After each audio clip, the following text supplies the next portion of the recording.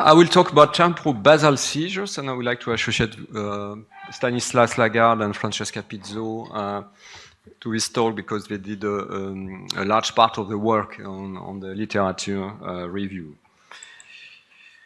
So in preamble, I would like to remind you that the temporal-basal seizures have been probably first described by Jean Banco, and you can find some proposal in the first classification of temporal lobe seizures that he proposed in 1965. But really, this concept of temporal-basal seizure has not been really mentioned in the earliest classification of temporal lobe seizures. And you can find, and you will see the literature review, you can find such description in brief case reports or brief series, and there are probably more recent interests in this field. This kind of seizures as a different entity has been probably overlooked for several reasons. Anatomical reasons, which is the definition of the temporal-basal region, what are the boundaries and the limitation with the other kind of seizures. It's difficult in some cases. Probably also for technical reason, and for example, the grids are not able to explore well the gyri, and the SCG during a classical period we have these electrodes that did not include the exploration of the temporal-basal cortex. It's only quite recently that we use implantation of the temporal-basal regions, as you can see in this picture. And this probably may be in a parallel and contrast with the functional interest of this region, and particularly after the stimulation work of this region showing its involvement in language process, of course in other functions. What is the anatomy of this region is important to remind, and this temporal-basal region is centered by the fusiform gyrus, which is bounded by two main sulci, the collateral sulcus medially in green here, and the occipito-temporal sulcus here. And one separates this region from the medial part, and particularly the parahippocampal gyrus, with the renal cortices anteriorly and the parahippocampal cortex in the posterior part. And the occipito-temporal sulcus separates this fusiform gyrus from the inferior temporal gyrus and the inferior occipital gyrus. So the temporal-basal epilepsy and seizures are difficult to differentiate from mesial temporal lobe seizures, particularly from the subhippocampal forms, the temporopolar seizures and epilepsies that we just have seen before, and finally the temporo-occipital or the occipito-temporal epilepsies. So we can discuss that after, of course. This region is largely connected. There are short-range connections, long-range connections, and particularly the fusiform gyrus is connected with the occipital cortex, particularly with the lingual gyrus and the cuneus. And with these two fasciculus, the inferior longitudinal fasciculus, the inferior frontal occipital fasciculus, there are many projections to the anterior temporal lobe, particularly the limbic regions, and to the prefrontal cortex. There are many functions in this region, rich literature. We can separate the posterior part of this region, which is involved in visual perceptual processes. This is the ventral stream of the visual systems, and you see here the projection of face area, object area, etc. While the anterior part is more involved in semantic and language processes. It's been considered to be a multimodal or transmodal hub, and is also involved in memory, particularly in recognition memory and in semantic memory. That doesn't work. Okay. So this is an example of SCG recording of temporal-basal anterior seizures. I think I skip. Yes. What is finally a temporal-basal seizures? I think we can define a network generating these seizures that could be anterior, affecting the anterior fusiform gyrus and the sulci around, and the rhinal cortices here, and the posterior part which is the posterior fusiform gyrus and the parahippocampal cortex. That's generally the regions that are included in the definition of such seizures. This is an example here. You see this discharge in the temporobasal, anterior temporobasal region, particularly the perirhinal cortex. But what you see here is that there is also an involvement of the temporal pole. So if you don't have electrodes in the temporobasal cortex, you consider that this seizure is a temporopolar seizure. You see the difficulty here to define seizure according to the SEG sampling. And we can have extended network in this region. This is an example here, more recent, where the seizure starts from the rhinal cortex, the anterior fusiform region, also rapidly involve the posterior part, the posterior fusiform, the parahippocampal cortex here, and also here you see that there is a discharge in the first temporal gyrus. So when we look at the semiology, of course, we have to keep in mind that the spreading of the seizures is very rapid, and the semiology, what we observe, is a resultant of this spreading, of course. This is an example of temporal basal posterior seizures that here affect mainly the posterior fusiform gyrus, but also you see here a discharge in the lingual gyrus, in the occipital region. So here again, do you consider that it's a pure posterior basal seizure or a temporo-occipital seizure? That's an open question, of course. And that's what we, for example, define in temporo-occipital or in occipitotemporal seizures in this group of patients that we studied some years ago. We have the maximum epileptogenicity in the fusiform gyrus. So we did a review of the literature. You see the keywords that we have included in our research. And we did not limit the number of patients per study due to the rarity of the description.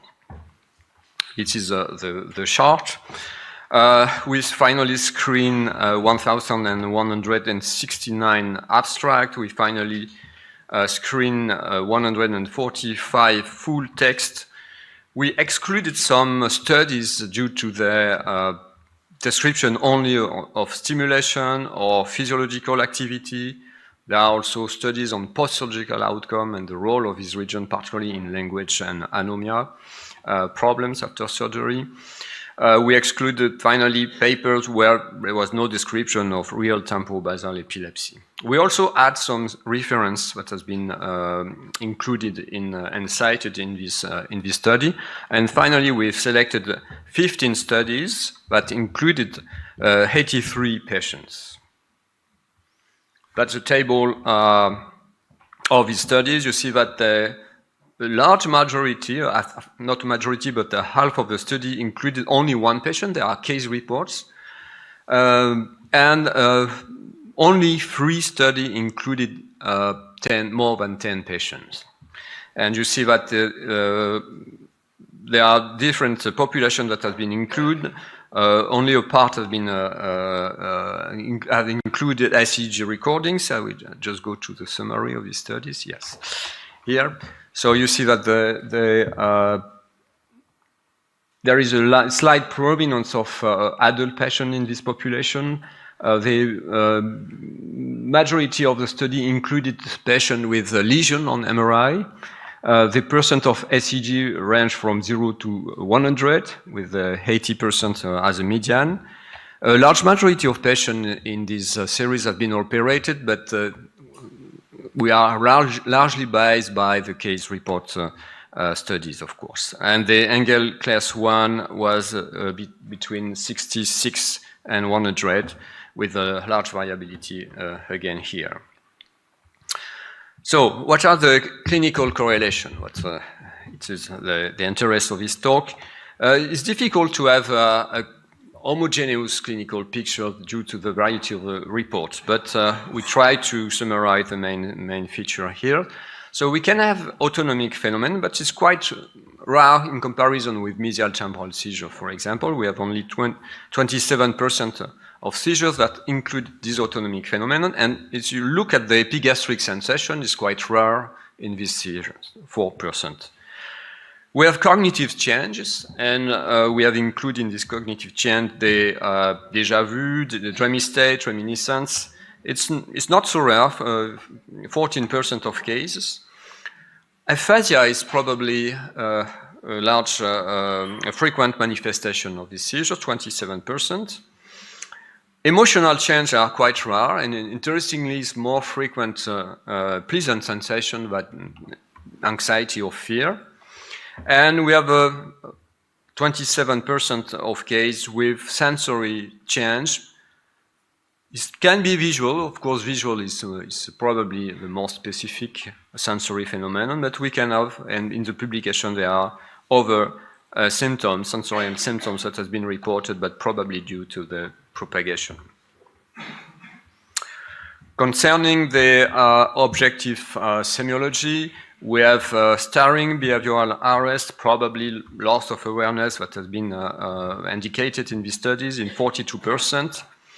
Gelastic behavior should be probably described in such seizures, and it is reported in it's not very frequently reported, but 7% of cases.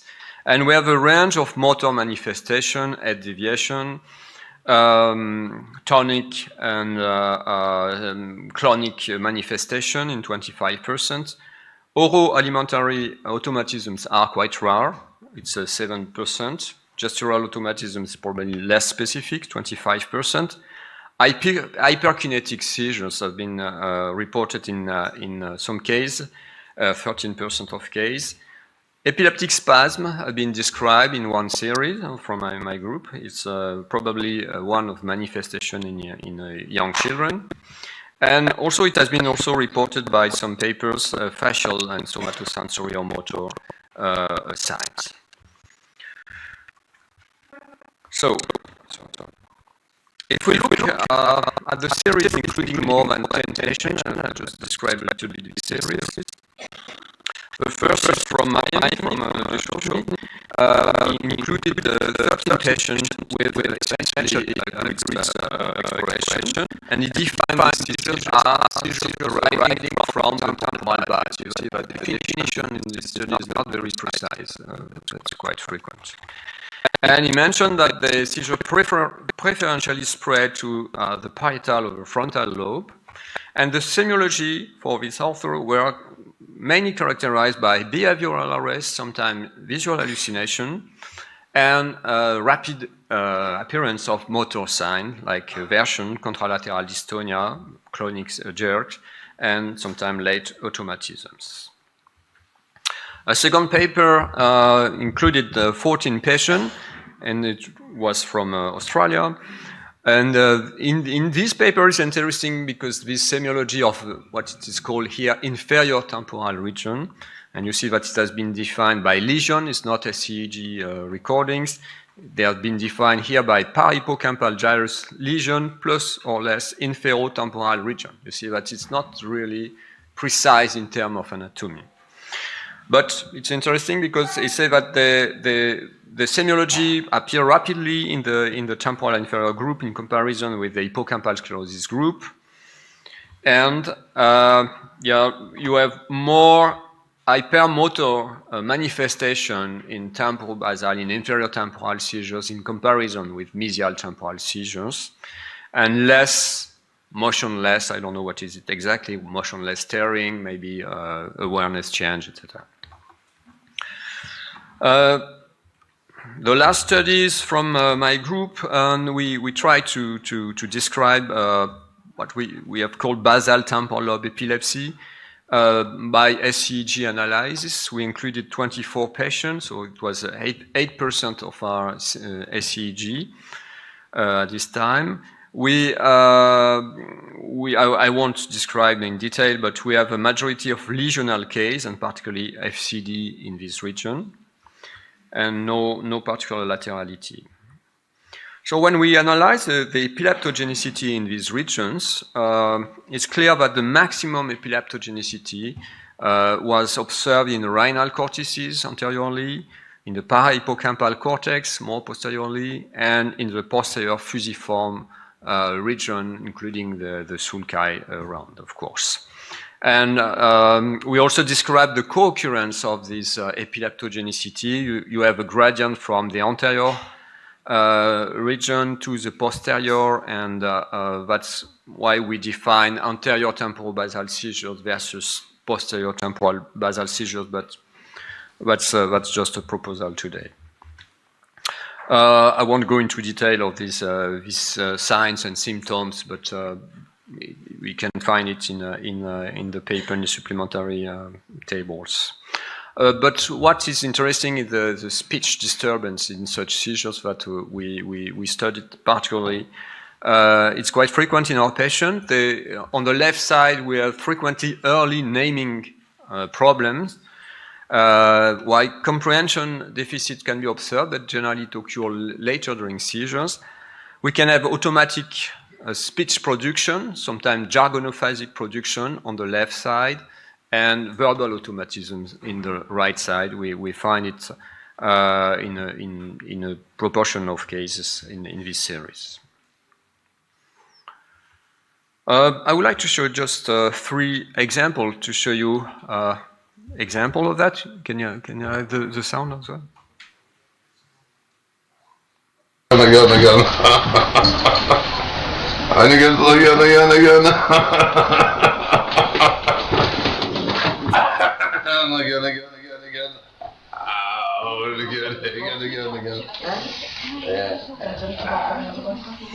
So this is a patient with a focal cortical dysplasia in the posterior fusiform gyrus on the left side.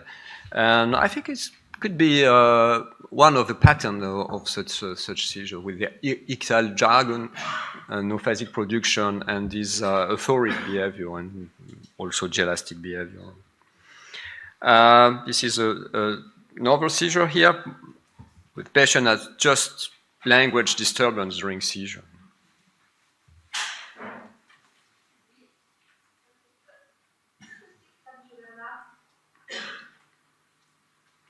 Naming is impossible. Comment vous vous sentez là? Tirez la langue. Très bien. Donnez-moi la main. Ok, parfait. Donc vous comprenez bien ce que je dis, hein? Oui. D'accord, très bien. C'est ok, I understand. Vous pouvez lire là ce qui est écrit?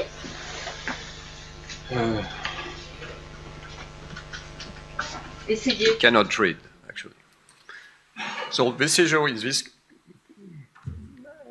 patient is just limited to this language disturbance. Of course, it's the ECG trace I showed you before with this anterior temporal basal seizure.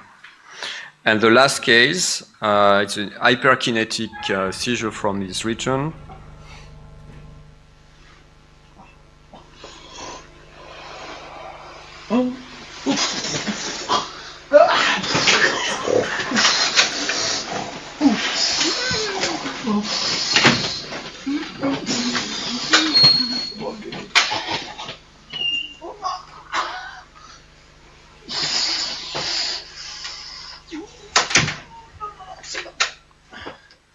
Okay, in this patient we have a seizure that starts from the posterior fusiform gyrus, involve quasi-simultaneously the anterior fusiform part, the temporal polar region, and the orbitofrontal cortex. So we have all these regions that are involved very rapidly in less than 5 seconds during seizures. And this patient has been operated and cured by surgery going from the posterior fusiform to the temporal polar cortex.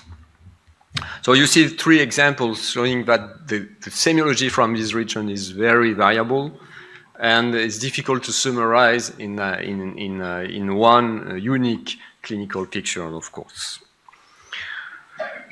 So in conclusion, I think in the literature there is no real consensual definition of the basal temporal lobe seizures or epilepsies.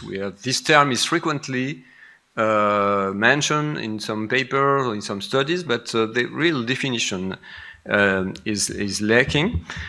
There are few series, there are variable inclusion criteria, often not very detailed description. It's difficult to report all in detail the symptoms of this patient. There are numerous case reports or short case series, sometimes focus on specific domain. For example, there's a case report on gelastic behavior during temporobasal seizures, on language, of course, language perturbation is frequent, etc.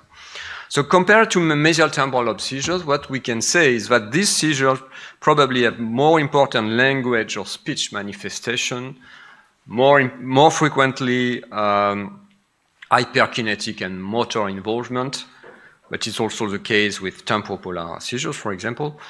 And we have probably less emotional and dysautonomic symptoms, and it's well in agreement with the role of this region, of course. There are great overlap of this kind of seizure with other kind of and subtypes of seizures like temporopolar seizures, because the anterior limit between the fusiform and the temporopolar region is not marked by a sulcus. We have also the limitation with the occipitotemporal seizure, which is difficult. Other features should be more documented, probably this gelastic, the role of this region in gelastic seizures. There are some papers on that. And the role in the young patient in epileptic spasm, I think, is an important region for that, and therefore future studies are required. Thank you for your attention.